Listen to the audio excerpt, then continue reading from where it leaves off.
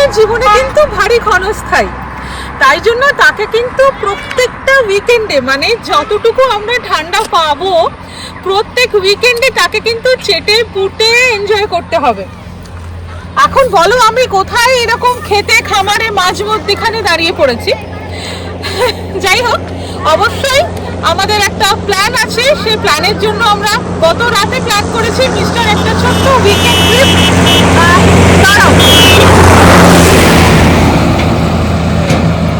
এক রাতের মধ্যে মিস্টার একটা ছোট্ট উইকেন্ড ট্রিপ কাস্টমাইজ করেছে।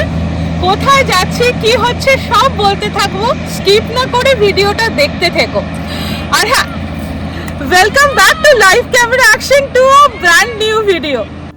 ঘড়িতে বাজে সকাল 7টার মতো। মা ফ্লাইওভারের উপর দিয়ে আমাদের গাড়ি ছুটে চলেছে। মিস্টার গত রাতে আমাকে হঠাৎ একটা সারপ্রাইজ দেন। বললেন, চলো তোমাকে আজকে জয়পুর ফরেস্ট বেড়াতে নিয়ে যাব 2 দিন, মানে 2 রাত 3 দিনের জন্য। আমি তো ভারী অবাক হলাম। বললাম, থাকবো কোথায়? সেগুলো তো বুক করতে হবে। বলল, সেই জন্যই তো সারপ্রাইজ, রিসোর্ট বুক করা হয়ে গিয়েছে, তুমি শুধু জামা কাপড়টি গোছাও আর সকাল সকাল তাড়াতাড়ি উঠে বেরিয়ে পড়ো। ব্যাস, মনে মনে কিন্তু হালকা আনন্দ ফুটছিল, মনটা কিন্তু বেশ গার্ডেন গার্ডেন হয়ে গিয়েছিল। তাই জন্য সকাল 6টায় উঠতে হলেও মনে কিন্তু বেশ আনন্দ ছিল যে আরে আমরা তো বেউ বেউ করতে যাচ্ছি। আর ব্যাস, গাড়ি ছুটছে শহর পেরিয়ে গ্রামের রাস্তা। দেখো, টাটকা শাক সবজি পসরা নিয়ে বাজারের দোকানিরা বসেছে। যেন আমার বাজার দেখতে আর বাজার করতে ভারী ভালো লাগে। তাই যেখানেই বাজার দেখি না, মনটা কিরকম করে, এই নিয়ে নে। কিন্তু কিছু তো করার নেই, এখন বাজার নিয়ে কোথায় বা যাবো। আবার এই দেখো না কি বিপদে পড়েছি। এই সরু রাস্তা, দুধারে বাজার, তার সঙ্গে গাড়ি ঘোড়া মিলিয়ে সে ভারী একটা যানজট সৃষ্টি করেছে। একটু একটু করে 1 পা 2 পা এগোচ্ছে তো আবার দাঁড়িয়ে পড়ছে। কি মুশকিল বলো তো। যাই হোক, সব কিছুই তো এক একটা অভিজ্ঞতা। আজকে আমাদের গন্তব্য কামারপুকুর। সকালে বেরিয়েছি বাড়ি থেকে, কলকাতা থেকে 7টা। সোজা সেকেন্ড হুগলি ব্রিজ পেরিয়ে কোন এক্সপ্রেসওয়ে ধরে ডান দিকে টার্ন নিয়ে সোজা ধরলাম দুর্গাপুর এক্সপ্রেসওয়ে। সেখান থেকে সোজা খানিকটা গিয়ে বাঁ দিকে টার্ন নিলাম শেয়াখালার দিকে। শেয়াখালা পেরিয়ে বারুইপাড়া পেরিয়ে এখন সোজা চলেছি টুয়ার্ডস আরামবাগ। আরামবাগ থেকে আবার টার্ন নেবো, সোজা চলে যাব কামারপুকুর। এই হচ্ছে রুট। এবার কিন্তু খিদে পাচ্ছে, খাবার জন্য কোথাও দাঁড়াতে হবে। অনেকটা রাস্তা তো চলে এলাম, এবার তো কিছু খেতে হবে। হ্যাঁ, আমার তো খাবার দাবার সব, আমরা পিকনিক করছি। পাউরুটি আছে, কলা আছে, ডিম সেদ্ধ আছে, আর কেমন লক্ষ্মীবন্ত বউ দেখো, সঙ্গে করে আমার নুন পর্যন্ত নিয়ে এসেছে। যাই হোক, আর সঙ্গে জুস রয়েছে। তো আর কি চাই, এখন মোটামুটি ছোটখাটো পিকনিক, এটাই ভালো লাগে। বাইরে দেখো খেলে এখানে কি খেতে হতো, সেই কচুরি তরকারি আর সত্যি কথা বলতে গিয়ে আমরা একটু অ্যাভয়েড করি। যেখানে একেবারে উপায় নেই তখন তো নিশ্চয়ই দেখো খেতেই হবে। তো এখনো 2 দিন কাটাতে হবে, বাইরের খাবার খেতেই হবে, কিছু করার নেই। তো আজকে তাই বাড়ি থেকেই একটুখানি ব্রেড টোস্ট করে নিয়ে এসছে, ব্রেড বাটার টোস্ট, কলা আছে, ডিম আছে। মাঝখানে যদি একটা চায়ের বিরতি ছিল, তখন ভীষণ ঘুম পাচ্ছিল, ভিডিও করিনি, কিন্তু চাটা খেয়ে একটু গলার আওয়াজ বেরিয়েছে, এই আর কি। তো যাই হোক, খাওয়া যাক, তারপর আবার পরে পৌঁছে কথা হচ্ছে। গাড়িতে যেতে যেতে আমরা ঠিক করলাম আমরা ফরেস্ট রিসোর্টে যাওয়ার আগে ঠাকুর পরমহংসদেবের ভিটে কামারপুকুর দর্শন করে যাব। আর ব্যাস, যেই না প্ল্যান করার সঙ্গে সঙ্গেই কাজ। প্রচুর ঝাঁকুনি খেতে খেতে দারুণ সুন্দর রাস্তা। প্রথমে আগে গাড়ি থেকে নেমে আমি দেখলাম যে আমার সমস্ত শরীরের কলকবজাগুলো রয়েছে, কোনোটা ভেঙে পড়ে যায়নি। তাই জন্য গালে একটা চওড়া হাসি, কারণ অবশেষে আমরা দূরতে ঝাঁকুনি খেতে খেতে পৌঁছে গেছি কামারপুকুর। এটা পার্কিং প্লট, যারা গাড়ি নিয়ে আসতে চাইছেন তাদের জন্য একটা বেশ সুবিস্তৃত বড়সড় পার্কিং জোন আছে। আর তবে হ্যাঁ, একটা কথা বলবো, একটু ডিসঅ্যাপয়েন্টমেন্ট আছে, পার্কিং প্লটে কোনো অ্যাটেন্ডেন্ট নেই, খুবই আনঅর্গানাইজড। যাই হোক, গাড়ি রাখা গেছে, এবার আমরা যাই আস্তে আস্তে এগোই।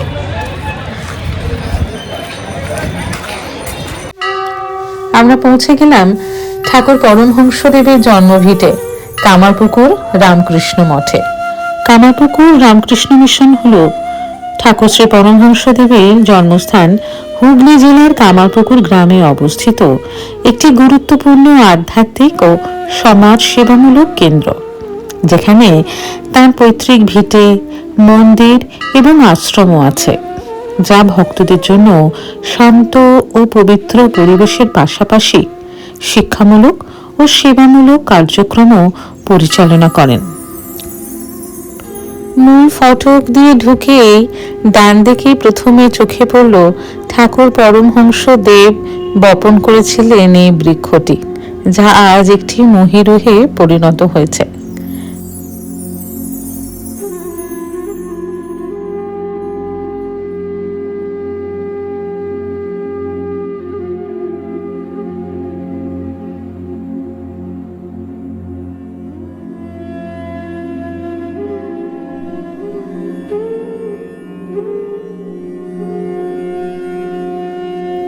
এখন চলে এলাম ঠাকুর পরমহংসদেবের বাসগৃহের কাছে। ঠাকুরের ঘর যেখানে তিনি থাকতেন এবং সেই ঘর সংলগ্ন এইটি দেখতে পাচ্ছেন একটি মন্দির। এখন মন্দিরের ফটকদারটি বন্ধ থাকলেও এক্ষুনি তা খুলে যাবে। দেখতেই পাচ্ছেন লেখা আছে ঠাকুরের বাসগৃহ। সেখানে একটি শয্যা, তাতে ঠাকুরের ছবি দিয়ে ফুল মালায় সাজানো এবং শ্রী মায়ের ছবিও সেখানে রয়েছে। সত্যি বলতে কি, এখানে কিন্তু ফটোগ্রাফি বা ভিডিওগ্রাফি একেবারে নিষিদ্ধ। প্রাঙ্গণের একেবারে কেন্দ্রস্থলেই অবস্থান করছে একটি মার্বেলের তৈরি মন্দির, যেটি আপনারা এখন দেখতে পাচ্ছেন। আর এই মন্দিরেই রয়েছে ঠাকুর পরমহংসদেবের অস্থিভস্য। এই মন্দিরের ভিতরেও বসার সুব্যবস্থা আছে। তাছাড়াও ভক্তবৃন্দের সুবিধা অসুবিধার কথা মাথায় রেখে এই মন্দিরটির বাইরেও অনেকটা অংশ জুড়ে শামিয়ানা খাটানো আছে, যাতে গ্রীষ্মেও তাদের কোনো রোদে কষ্ট না হয়। সামনেই রয়েছে একটি সুন্দর বাগান বিলাসী গাছ দিয়ে মোড়া সবুজ জলের পুকুর।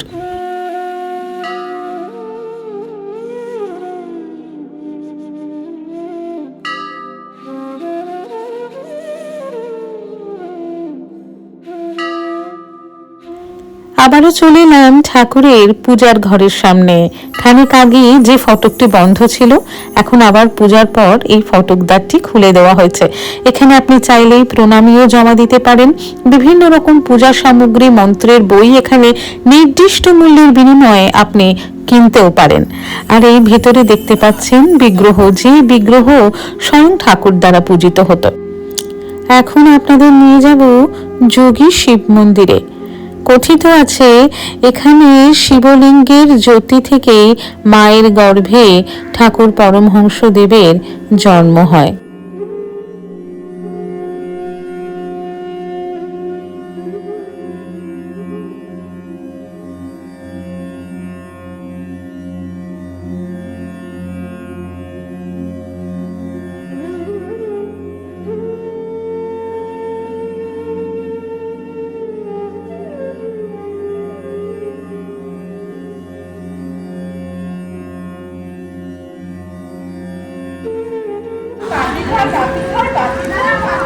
সুন্দর শান্ত পরিবেশ, যদিও এখানে ফটোগ্রাফি একেবারেই অ্যালাউড নয়।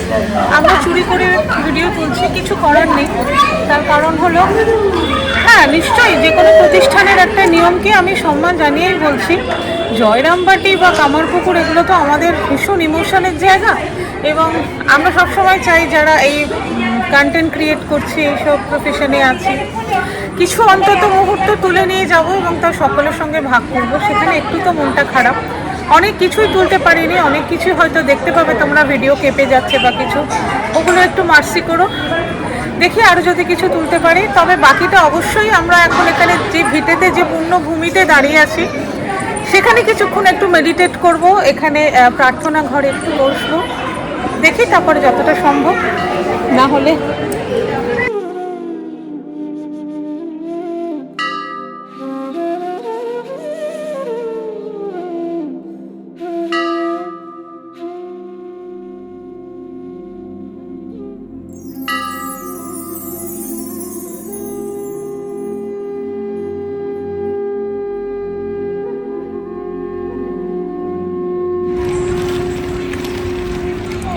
রামকৃষ্ণ মঠের একেবারে প্রবেশদ্বারের উল্টো দিকে এই পুকুর ঘাট, এটা হালদার পুকুর বলা হয়। তো এই ঘাটেই ঠাকুর পরমহংসদেব স্নান করতেন। ভীষণ সুন্দর পরিচ্ছন্ন একটি ঘাট, এবং অবশ্যই সেই ঘাটের একটু জল মাথায় ছিটিয়ে একটু পুণ্য অর্জনের চেষ্টা, এই আর কি। খুব সুন্দর পরিবেশটা, একদম শান্ত নিরিবিলি, খুব ভালো লাগছে। মন্দির থেকে আমরা পুকুর ঘাট থেকে এলাম, আমার এই দিকে পড়ছে পার্কিং প্লটটা, আর সামনেই একটা ছোট্টখাট্টো মার্কেট প্লেস। সত্যি কথা বলতে কি জানো তো, যে কোনো মন্দিরের সামনে সারিবদ্ধ দোকান, মিষ্টির দোকান, আর এখানে সাদা বোঁদে ভীষণ বিখ্যাত, আমরা সাদা বোঁদে একটু খাবো। আর দেখো ব্যাগের দোকান, দেখো আমাদের সকলেরই বাড়িতে ব্যাগের অভাব নেই, বাট স্টিল ব্যাগ বলো, ছোটখাটো ঠাকুরের মূর্তি বলো, সবকিছু মন্দিরের সামনের একটা অন্যরকম পরিবেশ থাকে, সেটা না হলে ঠিক মন্দির ভালো লাগে না। সে তুমি দক্ষিণেশ্বরে যাও, কালীঘাট, যে কোনো মন্দির। তো চলো এখানে কি কি পাওয়া যায় একটু এক্সপ্লোর করি।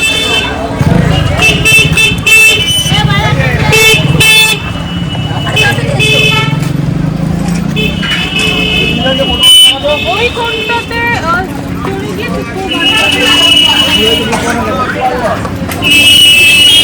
কি দাম আছে গো ছোট ছোট ব্যাগগুলো?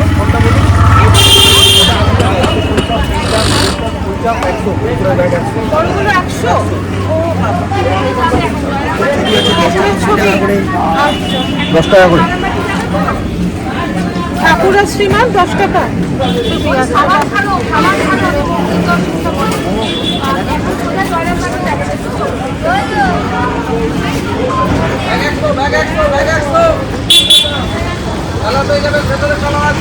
এই পটুয়াগুলো কত করে গো? 100। দেখো কাণ্ড, আমিও একটা পটুয়া নিয়ে চলে এসেছি। অ্যাকচুয়ালি আমি যখনই কোথাও বেড়াতে যাই, আমি চশমা হারিয়ে ফেলি, মোবাইল হারিয়ে ফেলি, অনেক কিছু টুকটাক হারিয়ে ফেলি। তো সেই জন্য আমিও একটা পটুয়া নিয়ে এসেছি। এখানে 100 টাকা পটুয়া, ছোট বড় সব ব্যাগ।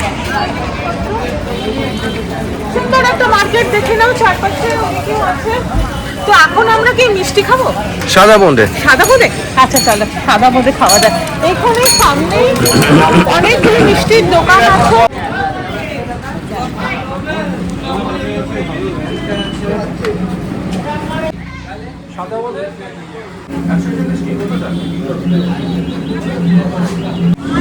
দারুণ খেতে, টেস্টটাই আলাদা।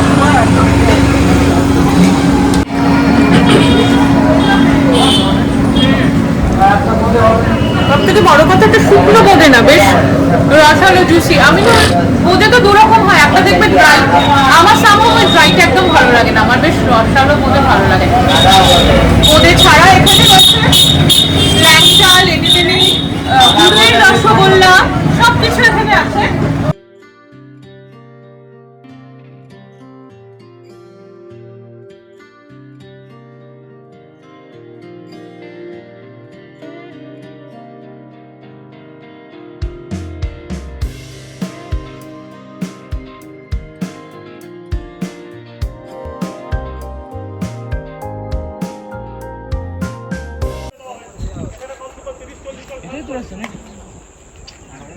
অবরোধ হয়েছে? অবরোধ হয়েছে? ও মাই গড, এই সরু আলির রাস্তা দিয়ে যাবো কি করে? সামনে পুরো রাস্তা বন্ধ করে দিয়েছে। আমরা একদম সোনার বাংলার কাছে চলে এসেছি, ঠিক সেখানে রাস্তা বন্ধ করে দিয়ে অবরোধ করেছে। বোঝা যাচ্ছে না, তবে এখানে সামনে পুলিশের গাড়ি আছে, দেখাচ্ছি তোমাদের। দাঁড়ো, এই যে এখানে পুলিশের গাড়ি দাঁড়িয়ে আছে, বুঝতে পারছি না কি হয়েছে। আর এরকম সরু রাস্তায় গাড়ি ঘোরাবো কি করে তাও জানি না। যাই হোক, অবশেষে অবরোধ মিটেছে, আবার গাড়ি ছেড়েছে। আমরা এই বাদিক দিয়ে যেভাবে দেখা যাচ্ছে এইভাবেই যাবো আর কি।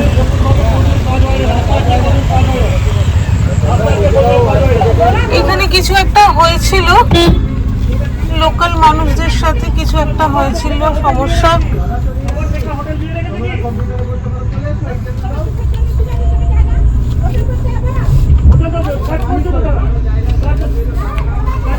যাই হোক, পৌঁছে গেলাম সোনার বাংলা রিসোর্টে। প্রথমেই বলে রাখি, যারা গাড়ি নিয়ে আসছেন তাদের কিন্তু দুশ্চিন্তার কোনো কারণ নেই, গাড়ি কিন্তু একেবারে সুরক্ষিত। এবং যারা চালক বন্ধুদের নিয়ে আসছেন তাদের জন্য কিন্তু এখানে আলাদা থাকার কোয়ার্টার রয়েছে, ফলে সেক্ষেত্রেও কিন্তু কোনো অসুবিধার কোনো কারণ নেই। যাই হোক, আমরা নেমে পড়েছি। এবার যাবতীয় চেক ইন ফর্মালিটিসগুলো কমপ্লিট করে একেবারে রুমে যাওয়ার পালা। আমাদের পিক আপ ভ্যানও এসে গেছে সময় মতন। চলুন এই গাড়িতে যেতে যেতেই একটা রিসোর্টের রান থ্রু ভিডিও দিয়ে দিই, যতক্ষণ না পর্যন্ত আমরা আমাদের রুমে পৌঁছাচ্ছি।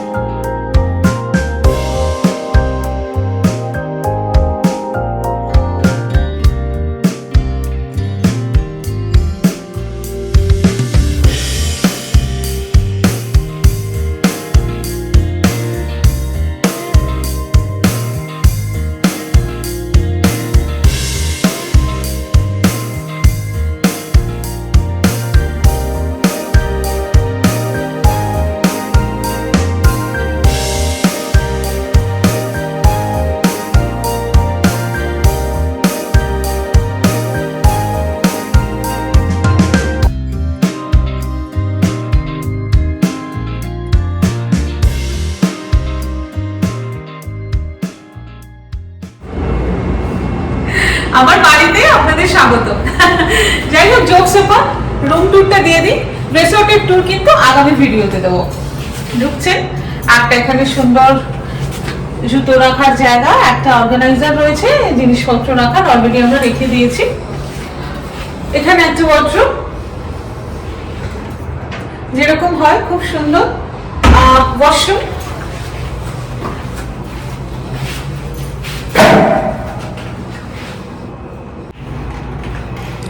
এখানে আছে মিনি ফ্রিজ, টি স্টেশন তো অবশ্যই, একটা র্যাক আছে, কিছু রাখা যেতেই পারে।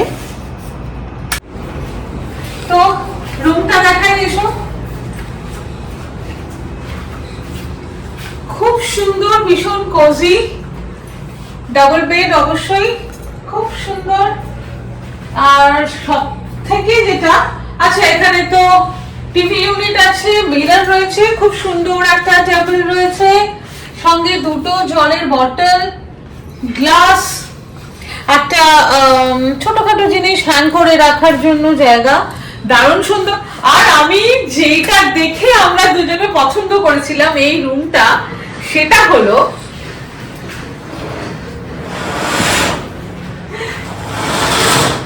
তোমরা জাস্ট এই ভিউটা দেখো। এখানে একদম সবুজ, তার সামনে এখানে আমাদের চা খেতে খেতে, কফি খেতে খেতে আড্ডা। এই ব্যালকনিটার প্রেমে পড়ে আমরা এই রুমটাই সিলেক্ট করেছিলাম।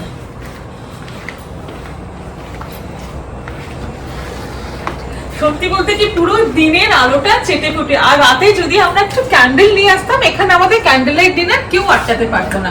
যাই হোক, সব থেকে বেস্ট পার্ট হলো এই ব্যালকনি, চারপাশে সবুজ, আর কি বলবো, দারুণ সুন্দর। আর পুরো রিসোর্টের ট্যুর আমরা পরের ভিডিওতে দেবো, আজকে শুধু রুম ট্যুরটা দিচ্ছি। জাস্ট ওয়াও, আমার এত ভালো লাগছে না, মানে কি বলবো, আমি ঠিক এরকমই কিছু একটা চেয়েছিলাম। দিক থেকে রুমে এসো, দেখতে পাবে খুব সুন্দর একটা কাউচি রয়েছে, বিশাল বড় একটা সেন্টার টেবিল রয়েছে। সবকিছু মিলিয়ে আমাদের 2 nights and 3 days বেশ আরামে কাটতে চলেছে, খুব আনন্দে কাটতে চলেছে। চলো এবার আমরা একটু ফ্রেশ হবো আর তারপরে আবার লাঞ্চে তোমাদের সঙ্গে দেখা হচ্ছে। টাটা। লাঞ্চে নিয়ে নিলাম বাটার নান আর সঙ্গে আলুর দম। দুটো টেস্টই ছিল জাস্ট ওয়াও। আর সত্যি বলতে কি, এখন খাবারের থেকে ঘুমটা সবচেয়ে বেশি দরকার। বিকেলে আবার তোমাদের সাথে কথা হবে। সত্যি বলতে কি, কলকাতার বুকে, কলকাতা নয় আমাদের পশ্চিমবাংলার বুকে এক টুকরো বালি বা থাইল্যান্ডে একটা ভ্যাকেশন কাটানোর মজা কিন্তু এখানে সোনার বাংলাতেই পাচ্ছি। দুপুরবেলা সত্যি কথা বলতে কি এত টায়ার্ড লাগছিল যে লাঞ্চটা করেই একদম একটা টানা ঘুম দিয়েছি, কিন্তু আস্তে আস্তে আলো পড়ে যাচ্ছে। এটা পুল সাইডে এসছি, এত বড় একটা জায়গা নিয়ে রিসোর্টটা না, যেটা একদিনে দেখানো সেভাবে সম্ভব নয়।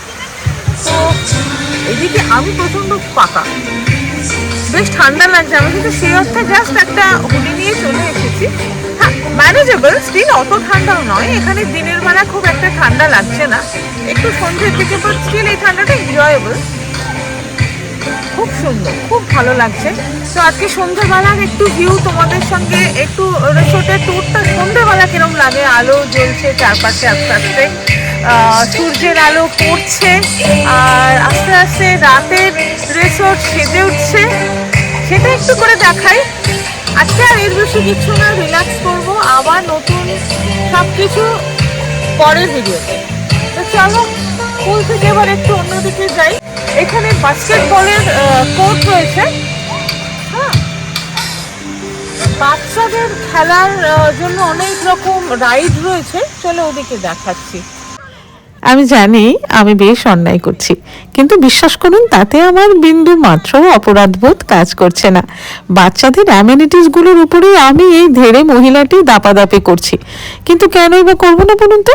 বেউ বেউ করতে এসে ওসব অপরাধ বোধ নিয়ে বসে থাকলে হয় না, ফিরে যেতেই হয় ছোট্টবেলায়, বরং সেটাই বেশি মজার, বেশি আনন্দের।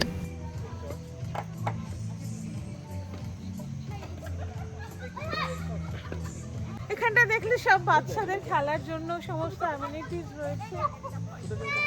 চলো ওইদিকে যাই, ওখানে একটা অ্যাডভেঞ্চার স্পোর্টস এসব রয়েছে। আসতে না দৈনন্দিন জীবনের ব্যস্ততা আমাদের জীবন থেকে অনেক কিছু কেড়ে নেয় আমাদের জীবনের সূক্ষ্ম সূক্ষ্ম অনুভূতিগুলো। না না, তারা থাকে, কিন্তু একটু লুকিয়ে থাকে, একটু ঘুমিয়ে থাকে। আর তাই আমাদের প্রত্যেকের উচিত ছকে বাঁধা দৈনন্দিন জীবন থেকে মাঝে মধ্যে বেরিয়ে এসে একটা বিরতি নেওয়ার, অনুভূতিগুলোকে জাগিয়ে তোলার। আজকে তো সন্ধ্যাবেলায় বিশেষ আর কিছু করার নেই, এই হাঁটাহাঁটি করেই সময়টা কাটছে। তো আজকে ভিডিওটা এখানে শেষ করি, কারণ খুব বেশি লম্বা করছি না ভিডিওটা। সেই সকালবেলা বেরোনো থেকে শুরু হয়েছে একটা ভিডিও করা, আজকে এখানেই শেষ করি। আবার আগামী ভিডিও, তাতে একেবারে আমরা বিষ্ণুপুর যাব, সেই সব কিছু দেখাবো, কিভাবে এই দিনটা কাটছে সেই সব কিছু পরের ভিডিওতে দেখাবো। তো আজকে সবাইকে গুড নাইট, সবাই খুব ভালো থেকো, সুস্থ থেকো আর পজিটিভ থেকো। লাইভ ক্যামেরা অ্যাকশন গুটি গুটি পায়ে চলা শুরু করেছে, যতটুকু এগিয়েছে সেটা কিন্তু তোমাদের ভালোবাসা পেয়ে এগিয়েছে। তোমাদের জন্য ভিডিও বানাই, একটাই রিকোয়েস্ট, এখনও এই পরিবারের যারা সদস্য হওনি তারা প্লিজ চ্যানেলটি সাবস্ক্রাইব করলে আমার খুব ভালো লাগবে।